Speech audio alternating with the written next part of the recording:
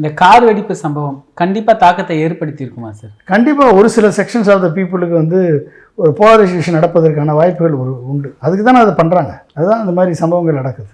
Election வந்தாலே குண்டு வெடிக்குது, எலெக்ஷன் நடந்தாலே பாம் பிளாஸ்ட் நடக்குது, டெரரிஸ்ட் அட்டாக் நடக்குது. அப்போ இது எதை போய் நம்ம என்ன சொல்கிறது? உடனே வீராவேசமான உரைகள் மக்கள் மத்தியில் வைக்கப்படுகிறது. அவர்களை அடக்குவோம், ஒடுக்குவோம், எலும்பை நொறுக்குவோம் என்று பேசுகிறார்கள். அதை பேசி மக்கள் மத்தியிலே ஒரு போலரைசேஷனை உருவாக்கி வாக்குகளை அறுவடை செய்துவிட்டு அந்த செத்த மக்களுக்கு எந்த விதமான பலனும் இல்லாமல் செத்து போகிறார்கள். ஏன்னா ஒன்று விபத்தில் சாகிறான், இல்லைன்னா குண்டு வெடிப்பில் சாகிறான், இல்லைன்னா இப்போ இராணுவ வீரர்கள் உயிர்கள் பலிகடை ஆக்கப்படுகிறது.